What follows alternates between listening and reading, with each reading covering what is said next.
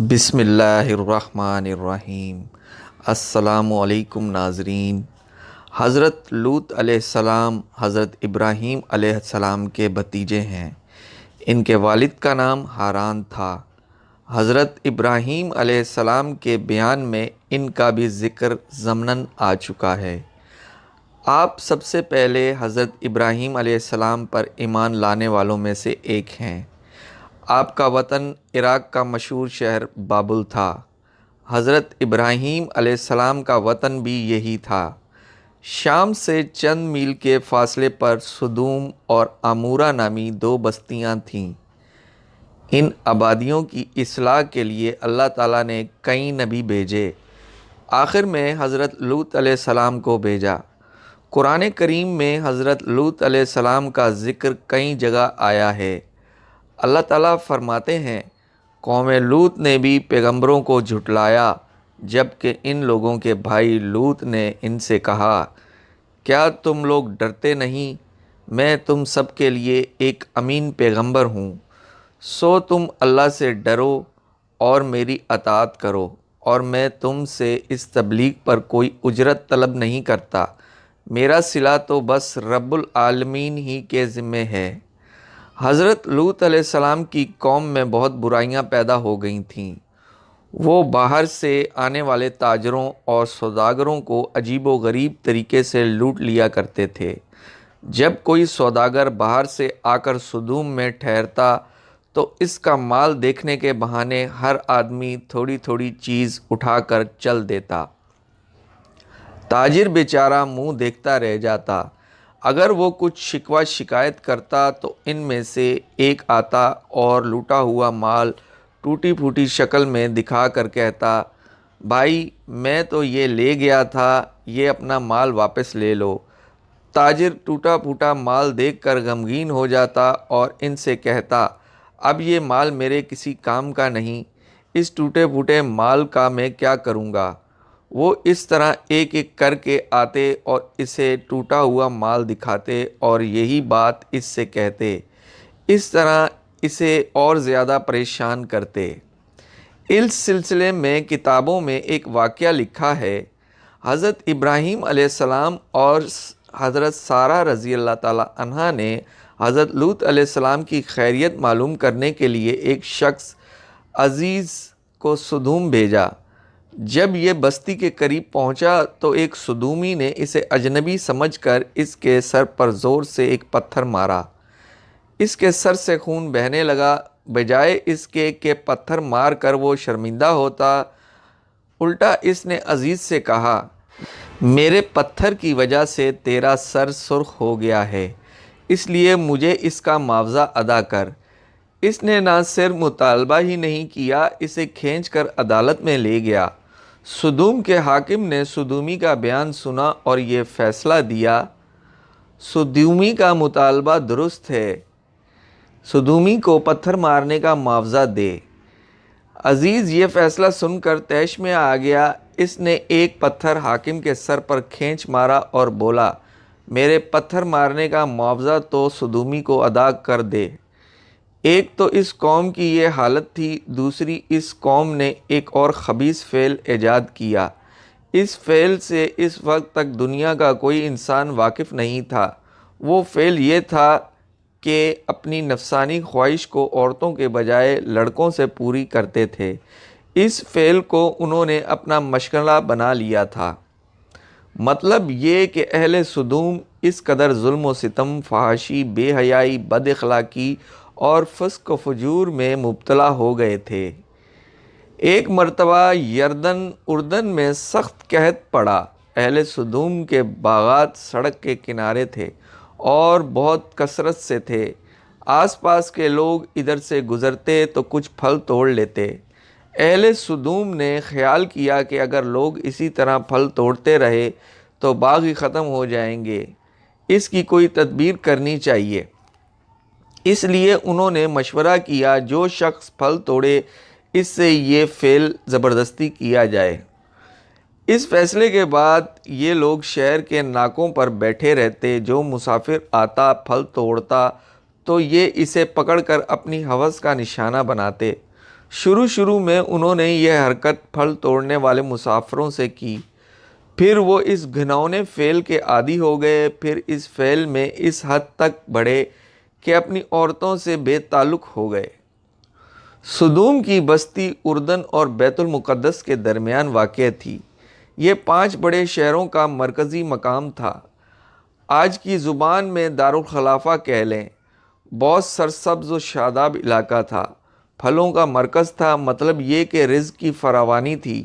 اس لیے یہاں کے لوگ عیش و عشرت میں پڑ کر اللہ کو بھول بیٹھے تھے، طرح طرح کی روحانی جسمانی بیماریوں میں گھر گئے تھے۔ ان کی تمام بیماریوں کا علاج کرنے اور انہیں راہ راست پر لانے کے لیے اللہ تعالیٰ نے لوط علیہ السلام کو بھیجا۔ اللہ تعالیٰ فرماتے ہیں، اور ہم نے لوط کو بھیجا جب کہ اس نے اپنی قوم سے کہا، کیا تم لوگ ایسی بے حیائی کا کام کرتے ہو کہ تم سے پہلے دنیا کی کسی قوم نے وہ کام نہ کیا؟ تم عورتوں کو چھوڑ کر مردوں سے اپنی شہوت پوری کرتے ہو، بلکہ تم لوگ حد سے گزرنے والے ہو۔ یہ فعل اس قوم نے ایجاد کیا تھا، ان سے پہلے کوئی قوم اس فعل سے واقف تک نہ تھی۔ اس لیے قیامت تک جتنے لوگ یہ خبیث فعل کریں گے، اس کا گناہ قوم لوط کے نامہ اعمال میں بھی لکھا جائے گا۔ جیسا کہ حضرت آدم علیہ السلام کے بیٹے قابیل نے اپنے بھائی حابیل کو قتل کیا تھا، تو قیامت تک جو بھی قتل ہوگا اس کا گناہ قابیل کو بھی ہوگا۔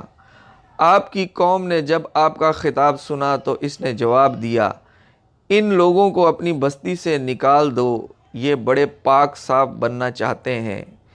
ان کا مطلب یہ تھا کہ حضرت لوط علیہ السلام کے نزدیک اگر ہم برے ہیں، گندے ہیں، تو ہم گندے میں پاک صاف لوگوں کا کیا کام؟ لہٰذا ایسے لوگوں کو بستی سے نکال دو تاکہ روز روز کا جھگڑا ختم ہو جائے اور ہم امن و چین سے رہ سکیں۔ ان لوگوں کا یہ جواب بہت سخت تھا، لیکن حضرت لوط علیہ السلام نے ان کی دھمکی کی کوئی پرواہ نہ کی، تبلیغ کا کام جاری رکھا۔ ان پر بھی وہ ٹس سے مس نہ ہوئے، کہنے لگے، اگر تو سچا ہے تو ہم پر اللہ کا عذاب لے آ۔ حضرت لوط علیہ السلام نے جب یہ جان لیا کہ یہ لوگ راہ راست پر آنے والے نہیں، بے خوف ہو کر اللہ کے عذاب کا مطالبہ کر رہے ہیں، تو آپ نے اللہ تعالیٰ سے عرض کیا، اے میرے رب، ان شریر لوگوں کے مقابلے میں میری مدد فرما۔ اللہ کا عذاب آنے سے پہلے آپ نے انہیں ایک بار پھر سمجھایا اور ان سے فرمایا، کیا تم مردوں سے خواہش پوری کرتے ہو اور رازنی کرتے ہو اور اپنی عام مجلس میں ناشائستہ کام کرتے ہو، یعنی کھلم کھلا بے حیائی کے کام کرتے ہو؟ ان الفاظ کا بھی ان لوگوں نے کوئی اثر نہ لیا۔ آپ نے انہیں سمجھانے میں کوئی کسر نہ چھوڑی۔ آپ نے انہیں جتنا سمجھایا وہ اتنا ہی اکڑ چلے۔ آپ کے اور آپ کے ساتھیوں کے بارے میں کہنے لگے، ان لوگوں کو بستی سے نکال دو۔ پھر یہ بھی کہا، اگر تو سچا ہے تو ہم پر اللہ کا عذاب لے آ۔ آخر وہ وقت آن پہنچا جب اللہ کے فرشتے عذاب دینے کے لیے حضرت لوط علیہ السلام کے پاس آ گئے۔ فرشتے چونکہ انسانی شکل میں آئے، اس لیے حضرت لوط علیہ السلام نے ان سے فرمایا، آپ لوگ اجنبی معلوم ہوتے ہیں۔ یہ فرشتے دراصل حسین و جمیل نوعمر لڑکوں کی شکل میں آئے تھے۔ اب چونکہ قوم ایسے لڑکوں کے پیچھے فوراً پڑ جاتی تھی، اس لیے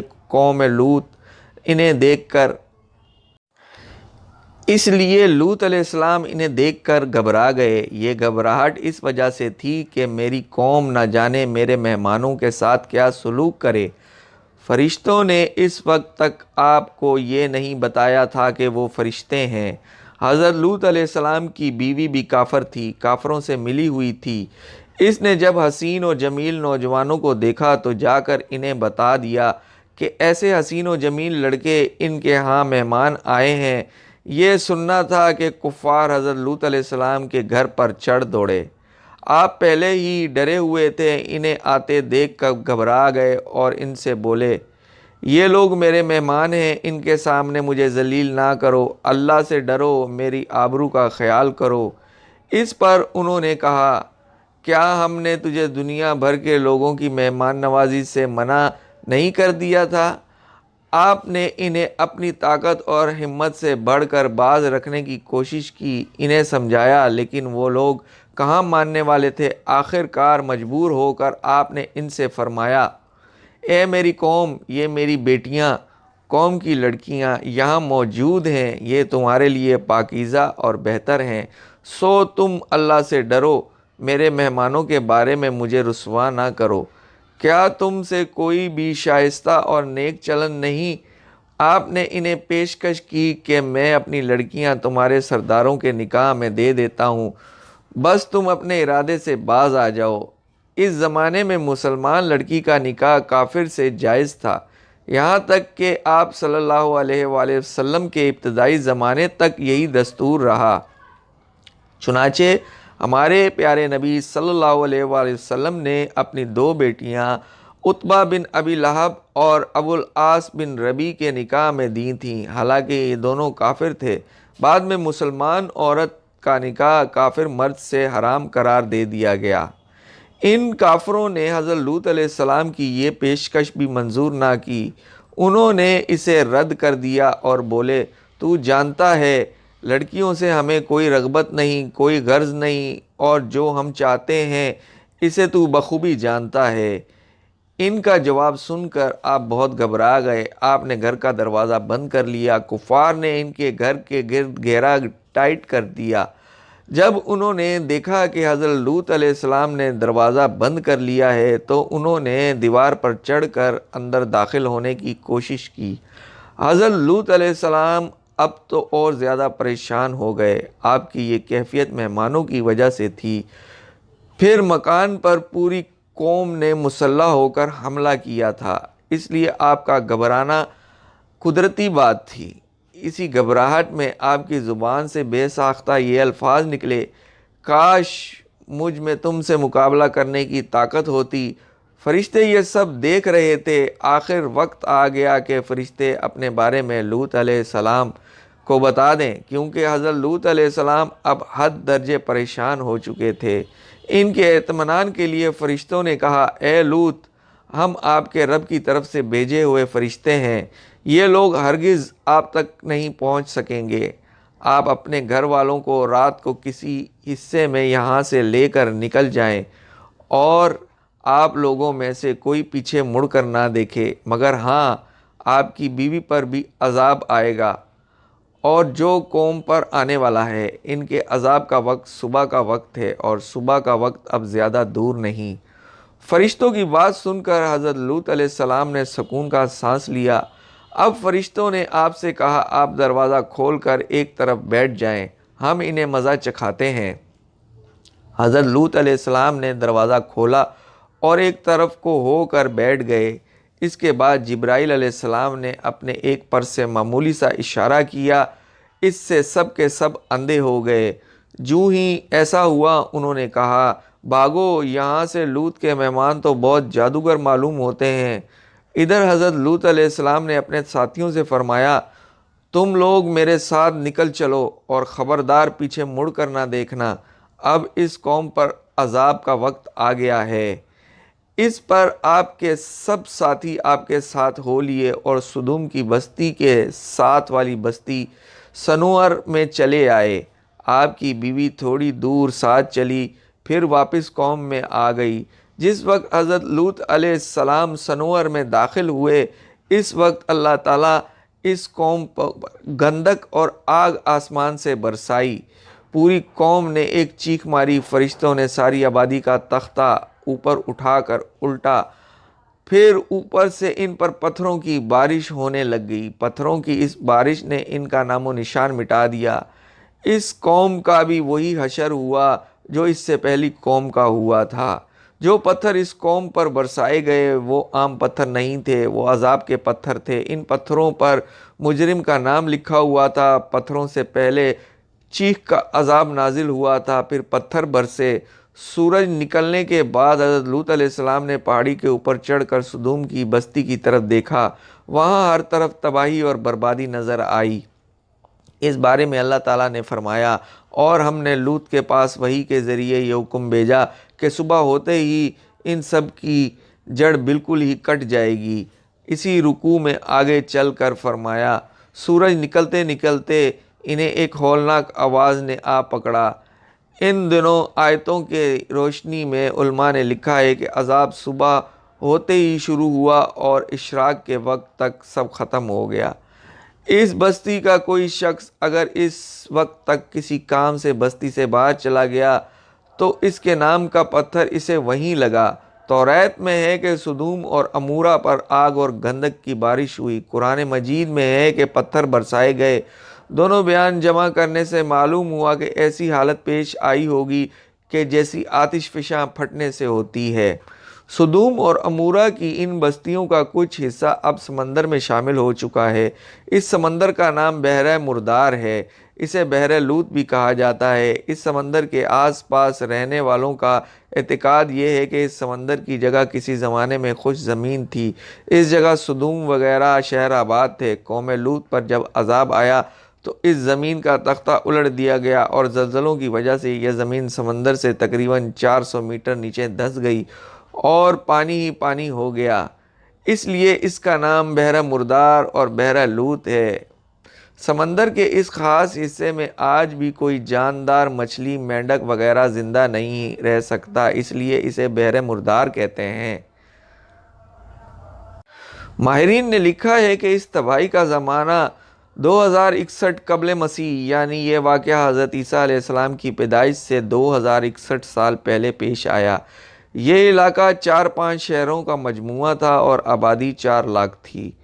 ابھی کچھ سال پہلے بحیرہ مردار کے ساحل پر قوم لوط علیہ السلام کی بستیوں کے بعض تباہ شدہ آثار ظاہر ہوئے تھے، جبکہ قرآن کریم نے یہ اعلان 1400 سال پہلے کر دیا تھا۔ حضرت لوط علیہ السلام اور ان کے ماننے والے اس عذاب سے بالکل محفوظ رہے۔ اللہ تعالیٰ کا اس بارے میں ارشاد ہے، پس ہم نے لوط اور اس کے ماننے والوں کو بچا لیا، مگر ہاں ایک بڑھیا یعنی لوط کی بیوی وہ رہ گئی۔ رہ جانے والوں میں پھر ہم نے اسے اور دوسرے لوگوں کو ہلاک کر ڈالا، اور ہم نے ان پر ایک عجیب قسم کا می برسایا، یعنی پتھروں کا۔ سو کیا ہی برا مینہ تھا جو ان لوگوں پر برسایا گیا جنہیں ڈرایا گیا تھا۔